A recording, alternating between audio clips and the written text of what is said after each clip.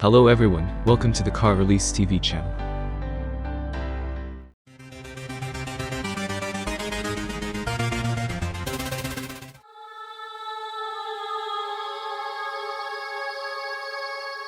The majority of automakers are pulling back from diesel, but Mazda recently revealed information on the European version of the new spark-free 3.3-liter inline-six engine that will power a CX-60 luxury SUV. A 197 horsepower, 200 PS version of the new engine is offered for SUVs with rear-wheel drive, while a 251 horsepower, 254 PS update is exclusively available for CX-60 models with Mazda's i-Activ all-wheel drive system.